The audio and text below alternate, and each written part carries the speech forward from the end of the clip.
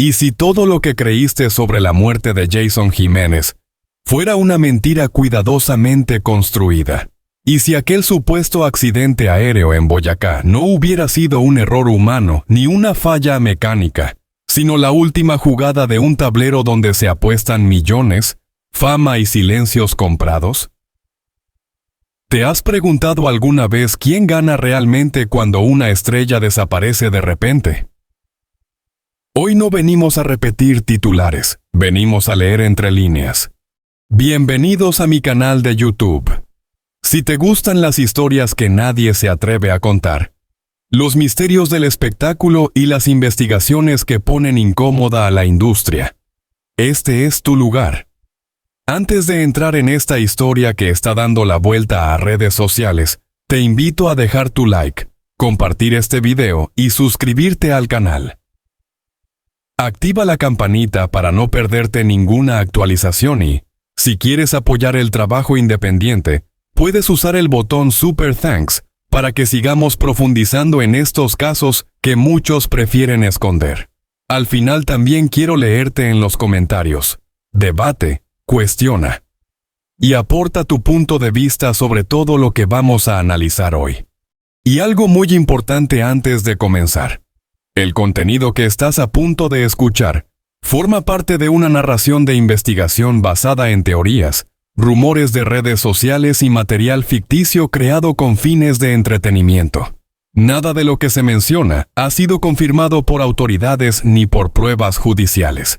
Este canal no afirma la veracidad de los hechos y te invitamos siempre a escuchar con pensamiento crítico. Ahora sí, respira hondo, porque lo que viene no es cómodo. La tarde en que Jason Jiménez subió a aquella pequeña aeronave en Boyacá, el país entero creyó estar viendo una tragedia más. Un nombre famoso, un vuelo corto, una falla inesperada y un impacto contra las montañas. Así lo dijeron los primeros reportes. Así lo repitieron los noticieros. Así lo aceptó la mayoría del público. Pero en las horas siguientes empezaron a surgir preguntas que nadie quiso responder. ¿Por qué un artista que movía millones viajaba en un avión con mantenimiento dudoso? ¿Por qué cambió su itinerario a última hora? ¿Por qué varios miembros de su equipo decidieron no subir ese día? En la industria musical se habla poco de una regla no escrita. Cuando el dinero entra en juego, la lealtad se vuelve negociable. Jason Jiménez no solo era un cantante exitoso, era una empresa caminando. Cada concierto, cada presentación, cada contrato representaba cifras que no pasaban por una sola mano. Detrás del escenario existía un entramado de managers, promotores, empresarios y figuras en la sombra que participaban de cada peso que él generaba. Y ahí aparece el primer número que lo cambia todo: el 70%. Según los rumores que comenzaron a circular tras su muerte, Jason estaba siendo obligado a entregar hasta el 70% de sus ingresos a un grupo de socios que no figuraban públicamente. No era una comisión normal, no era un contrato transparente, era una estructura de presión. Si cantas, pagas. Si no pagas, desapareces del circuito. Durante años, Jason habría aceptado por miedo, por estabilidad y por proteger a su gente. Pero toda jaula tiene un punto de quiebre. La persona que más cerca estaba de él en ese proceso era Sonia Arestrepo. No solo era parte de su equipo, era su confidente, su administradora informal y, según muchas versiones, la única que conocía realmente las cifras y los conflictos internos. Sonia no aparecía en alfombras rojas, no daba entrevistas, pero era quien veía a Jason cuando el show se apagaba, y quedaban solo las preocupaciones. Después del funeral ocurrió algo que pasó casi desapercibido para el público, pero que hoy resulta inquietante. Sonia Arestrepo desapareció. Sin despedidas públicas, sin comunicados, sin redes sociales. Simplemente salió de Colombia. La versión no oficial dice que empezó a recibir llamadas extrañas, voces que no se identificaban, mensajes que no amenazaban de frente, pero insinuaban finales. Quédate callada si quieres seguir respirando. Antes de huir, Sonia tomó una decisión que, Según esta teoría, cambió todo.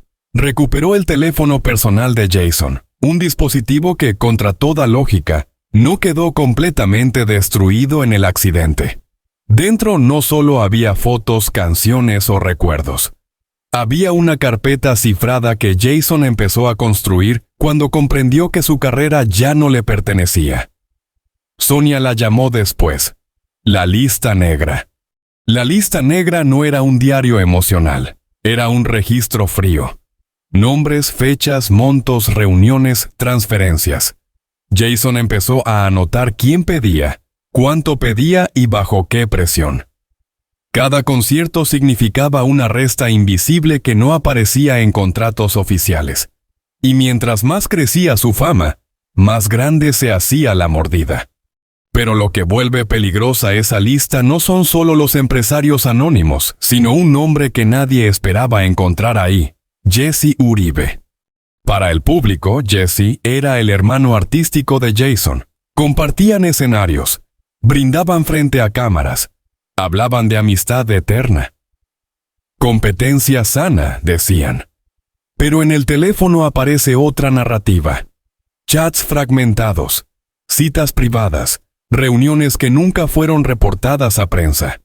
Mientras Jason luchaba por renegociar el 70%, Jesse, según esta historia, ya estaba sentado con quienes controlaban el negocio. Aquí entra una pregunta incómoda. ¿Qué vale más, la amistad o el trono? Sonia, desde su escondite, habría leído conversaciones donde Jesse no hablaba como colega, sino como intermediario. No preguntaba por la salud de Jason, preguntaba por contratos, fechas, vuelos, agendas. En una industria donde la información es poder, saber cuándo y cómo se mueve una estrella equivale a tener las llaves del castillo.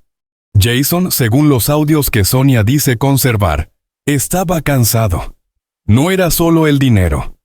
Era la sensación de estar atrapado. En uno de esos registros se le escucha decir que ya no cantaba para el público, sino para pagar deudas invisibles, que cada aplauso escondía una factura que otros cobraban. Ahí es cuando toma la decisión que, en esta teoría, firma su sentencia: dejar de pagar el 70%. No era una rebeldía romántica, era una jugada peligrosa. Jason habría consultado abogados, revisado contratos y empezado a hablar de denunciar.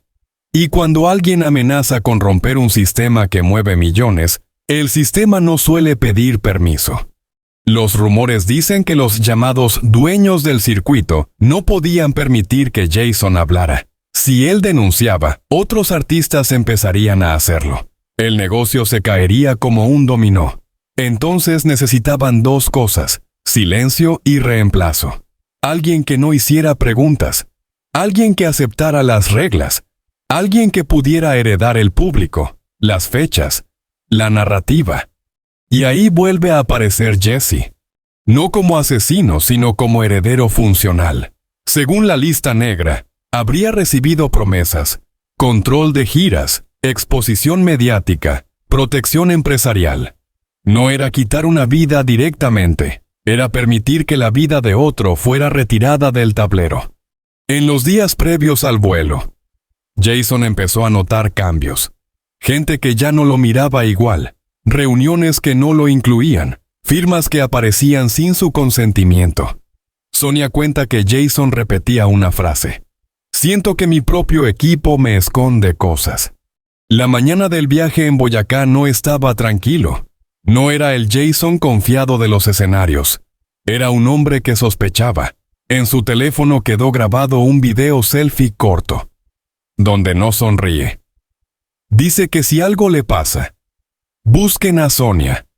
Que no confíen en los abrazos de la industria, que detrás de cada sonrisa hay un lobo esperando turno. Minutos después subió al avión. Oficialmente fue un accidente. Para esta historia, fue el punto final de una negociación invisible. Tras la muerte de Jason, el país lloró, pero el negocio no se detuvo. Y eso es lo que más ruido hace. Mientras el público encendía velas, otros encendían contratos.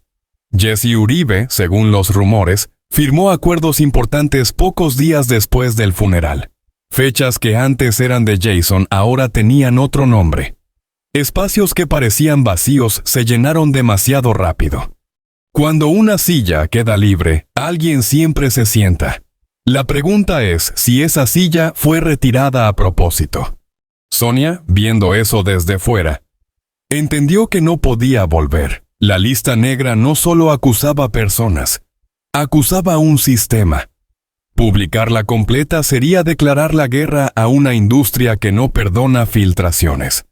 Por eso decidió algo distinto: contar la historia por partes, dejar pistas, permitir que la duda creciera antes que el silencio la enterrara. Y aquí estamos nosotros, leyendo entre líneas, no para condenar, sino para preguntarnos: ¿qué tan limpia es realmente la música que consumimos? ¿Cuántas carreras se construyen sobre contratos y cuántas sobre tumbas invisibles? Porque Boyacá no fue solo un lugar en un mapa. Fue el punto donde una voz dejó de cantar y otra empezó a sonar más fuerte. Y tal vez, solo tal vez, no fue casualidad. La versión oficial habló de un accidente aéreo en Boyacá, de una cadena de errores humanos y de un clima traicionero. Pero cuando se mira con atención la última semana de vida de Jason Jiménez, la palabra accidente empieza a sonar demasiado cómoda, demasiado rápida para cerrar un caso que por dentro estaba lleno de grietas. Jason no solo era un artista en ascenso, era un hombre que había decidido romper con una estructura invisible que dominaba buena parte de la industria musical regional. Una red que no se veía en los escenarios, pero que controlaba contratos, giras, medios y, sobre todo, el dinero. Todo comienza con una cifra que se repite como una maldición: 70%. Según la llamada lista negra que Sonia Restrepo sacó del país, Jason estaba obligado a entregar hasta el 70% de sus ingresos por presentaciones en vivo. No era un impuesto oficial ni una comisión transparente. Era una mordida impuesta por un grupo de empresarios, intermediarios y promotores que funcionaban como una mafia elegante. Si Jason quería escenarios grandes, difusión en radios, contratos internacionales y protección logística, debía pagar. Y durante años, aunque le pesara, lo hizo. Pero los datos del teléfono muestran un cambio. En los últimos meses, Jason empezó a escribir mensajes que ya no eran de obediencia, sino de cansancio. En chats con su equipo hablaba de sentirse prisionero de su propio éxito. Decía que trabajaba como nunca, pero que el dinero real nunca llegaba a sus manos. En una nota de voz guardada por Sonia, Jason afirma que estaba financiando la vida de otros mientras él asumía todo el riesgo. Esa frustración fue creciendo hasta convertirse en decisión: dejar de pagar el 70%. Ahí aparece el primer punto crítico. En la industria, Jason ya no era solo un cantante, era una máquina de ingresos. Cuando una máquina se niega a obedecer, deja de ser útil y se convierte en amenaza. La lista negra detalla reuniones privadas entre los llamados dueños de plaza, personas que no salen en los créditos de los discos, pero que deciden quién canta y quién desaparece. En esas reuniones se repetía una idea: Jason estaba fuera de control. Sonia descubrió que Jason no solo quería cortar pagos, sino denunciar el sistema. En el teléfono hay borradores de correos, contactos con periodistas y abogados, y una carpeta titulada con una sola palabra: prueba. Dentro había capturas de transferencias, contratos manipulados, amenazas veladas y nombres que en teoría no deberían estar ahí. Y entre ellos aparece uno que cambia todo: Jesse Uribe. Jesse no era un extraño, era amigo, colega, compañero de escenario. Compartían público, giras, camerinos y confidencias. Por eso su nombre en la lista negra es tan perturbador. No aparece como víctima, sino como alguien que, según los registros, empezó a moverse entre dos mundos: el de Jason y el de los hombres que lo exprimían. Los mensajes atribuidos a Jesse no son directos, pero sí estratégicos. No dicen eliminen a Jason, pero hablan de resolver el problema. de no dejar que se salga con la suya, de proteger el negocio antes de que lo queme todo.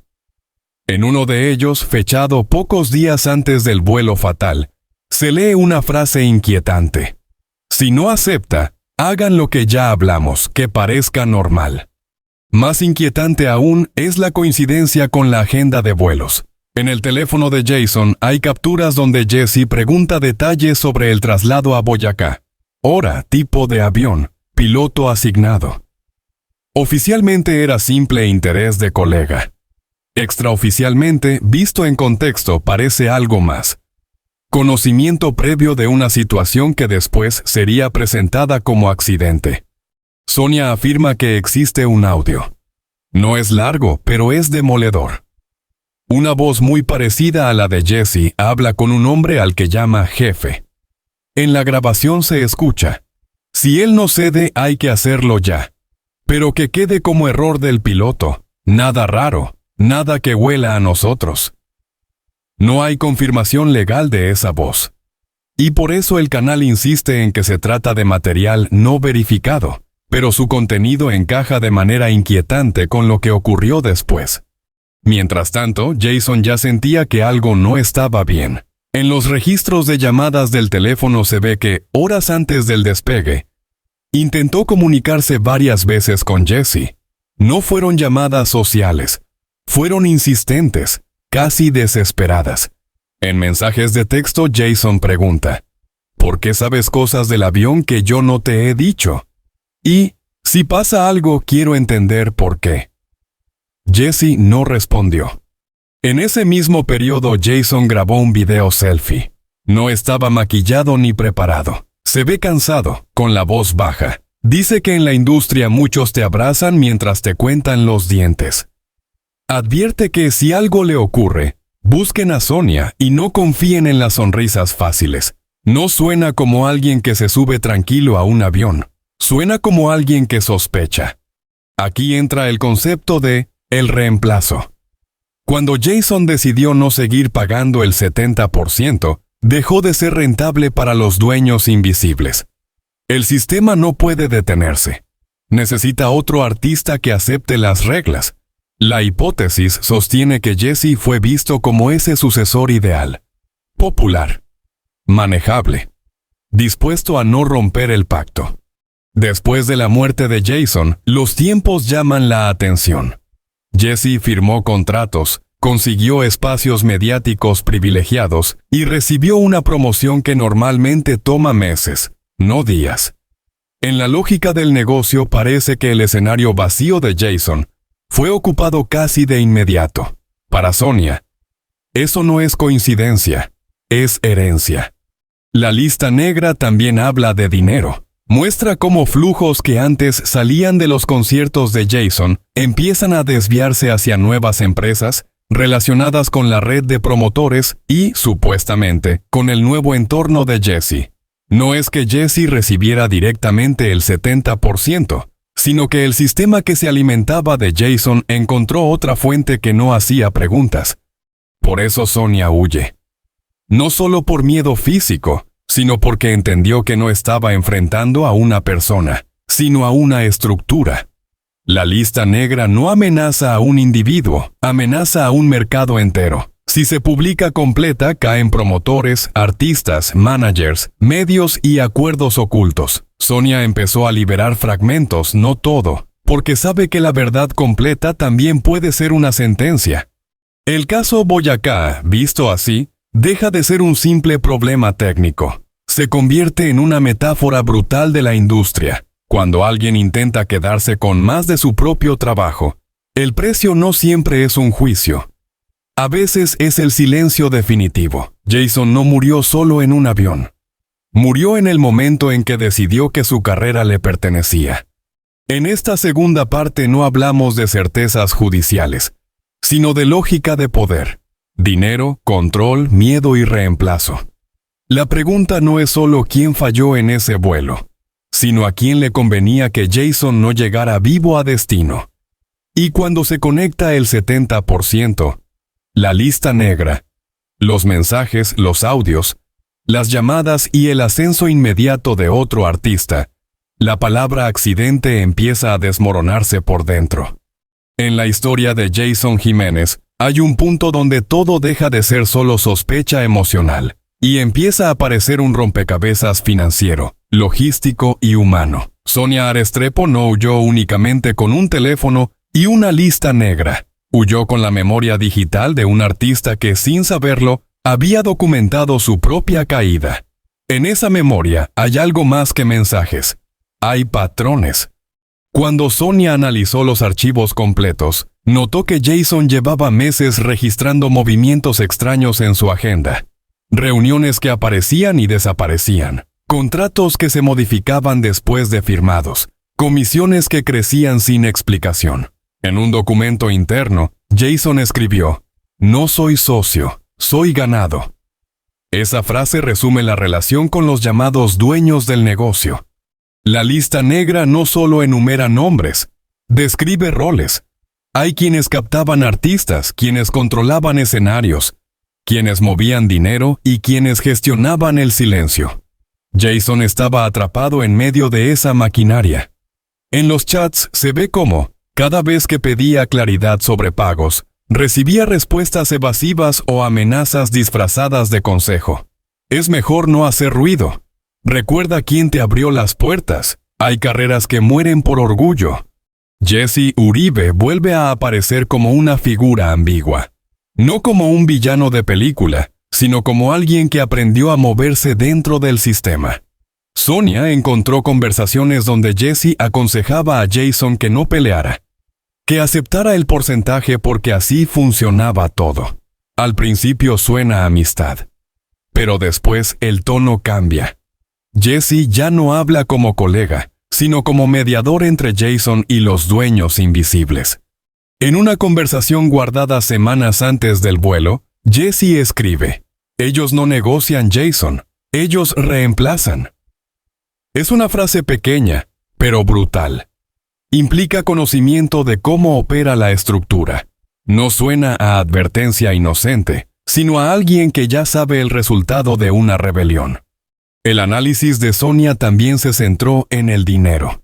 Revisando transferencias, detectó que parte del 70% no iba directamente a una sola cuenta, sino que se fragmentaba en varias empresas pantalla. Algunas estaban registradas en Colombia, otras en Panamá y Miami. Lo inquietante es que, tras la muerte de Jason, varias de esas empresas empezaron a recibir ingresos vinculados a nuevos contratos firmados por artistas cercanos a Jesse. No es una prueba legal, pero sí un mapa lógico.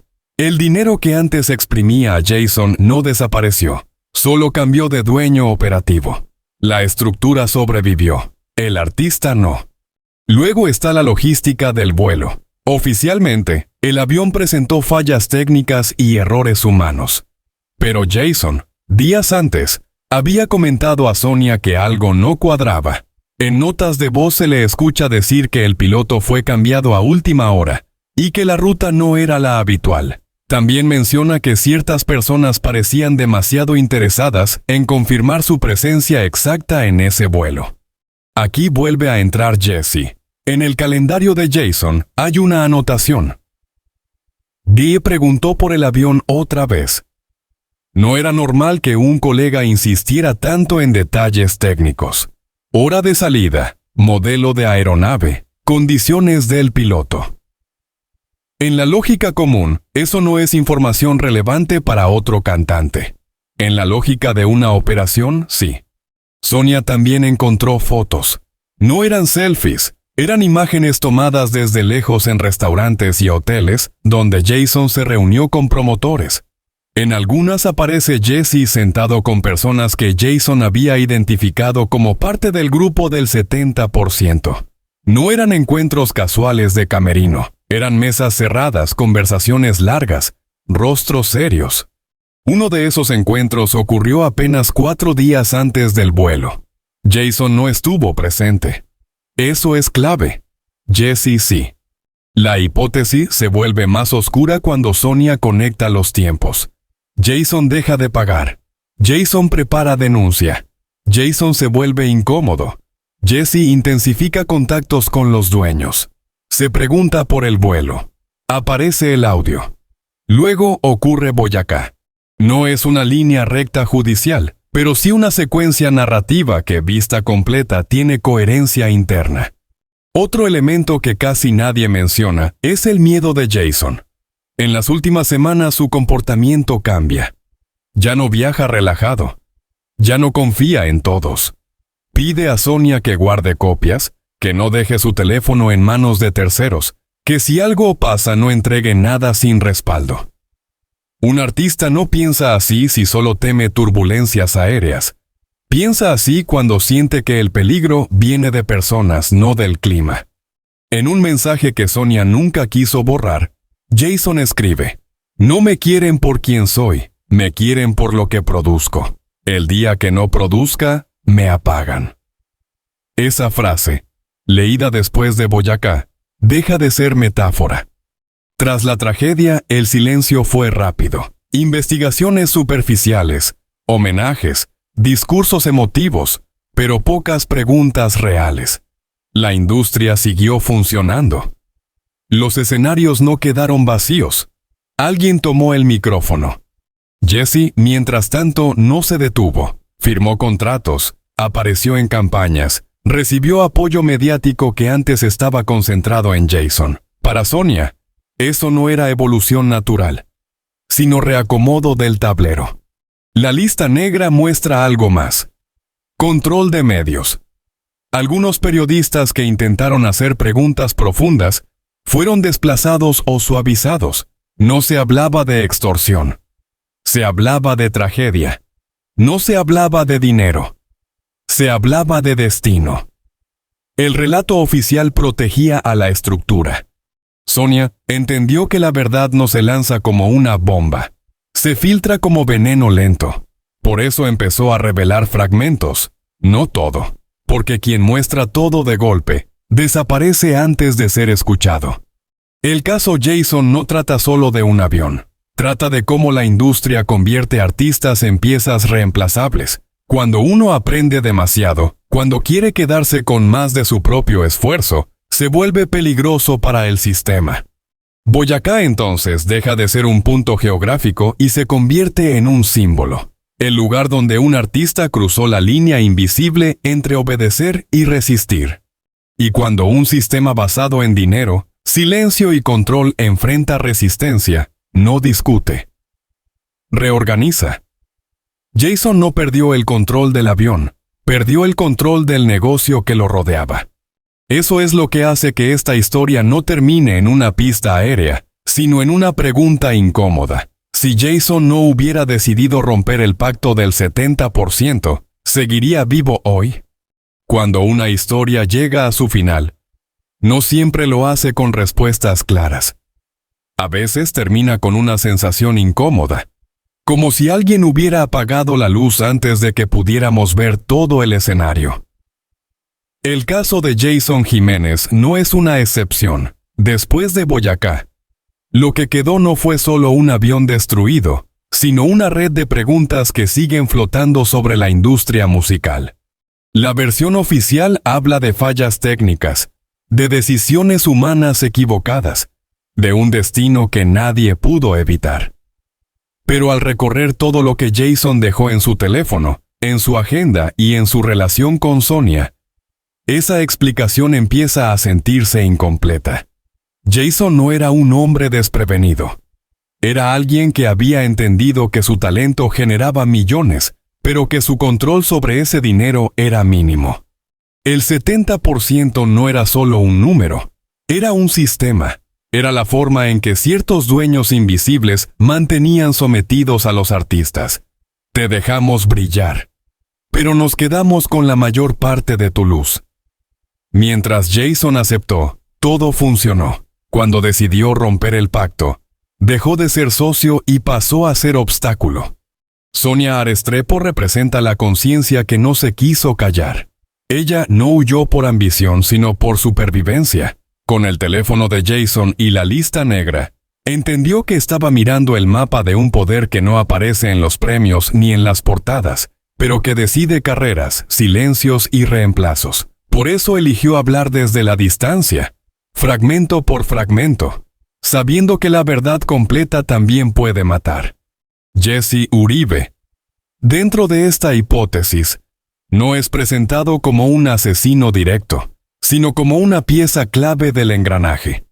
El amigo que conocía el sistema, que hablaba con ambos lados, que entendía cómo funciona el negocio cuando alguien se rebela. Sus reuniones, sus mensajes, su interés por el vuelo y su ascenso posterior no prueban legalmente nada, pero sí construyen una narrativa inquietante. Alguien se beneficia cuando otro desaparece. La tragedia de Boyacá, vista desde esta investigación narrativa, no es solo aérea, es empresarial, emocional y moral. Es la historia de un artista que creyó que podía recuperar el control de su carrera sin pagar un precio extremo. Es la historia de una industria que, cuando se siente amenazada, no discute contratos, reorganiza piezas. Jason empezó a documentar su miedo. Guardó audios, escribió notas, pidió a Sonia que protegiera datos, grabó un video donde advertía que no confiáramos en los abrazos fáciles del negocio. Ninguna de esas acciones pertenece a alguien tranquilo. Pertenecen a alguien que ya se sentía perseguido por personas, no por el clima. Después de su muerte, el silencio fue más fuerte que la investigación. Hubo homenajes, canciones, lágrimas públicas, pero también hubo contratos nuevos, escenarios ocupados y dinero que siguió circulando. La máquina no se detuvo, solo cambió de operador. Por eso esta historia no busca decirte, esto pasó así, sino preguntarte, ¿a quién le convenía que Jason no siguiera volando? ¿Quién gana cuando un artista deja de reclamar su propio trabajo? ¿Cuántos talentos aceptan hoy el 70% por miedo a convertirse en el siguiente obstáculo? El caso Jason Jiménez se convierte entonces en un espejo incómodo de la industria del entretenimiento. Un lugar donde el éxito no siempre significa libertad, donde el dinero compra silencios y donde la lealtad se mide en porcentajes, no en amistad. Tal vez nunca sepamos con certeza judicial qué ocurrió en Boyacá, pero la lógica del poder, del dinero y del reemplazo nos permite entender algo más profundo. Jason no murió solo en un accidente, murió en un sistema que castiga a quien intenta romper sus reglas. Y ahora la pregunta pasa a ustedes. ¿Creen que todo fue un simple error humano? ¿O que detrás del vuelo había intereses demasiado grandes para permitir que Jason siguiera hablando? Los leo en los comentarios. Quiero saber qué piensan, qué teorías tienen, qué partes de esta historia les parecen más oscuras. Si este tipo de investigaciones narrativas te gustan, te invito a apoyar el canal. Dale like al video, compártelo, suscríbete y activa la campanita para no perderte las próximas historias. También puedes usar el botón de Super Thanks para que podamos seguir investigando, creando y contando relatos que no se quedan solo en la versión oficial. Aquí no venimos a repetir titulares, venimos a mirar debajo del escenario, porque a veces la música más peligrosa no suena en los conciertos, sino en los acuerdos que nadie quiere que escuches.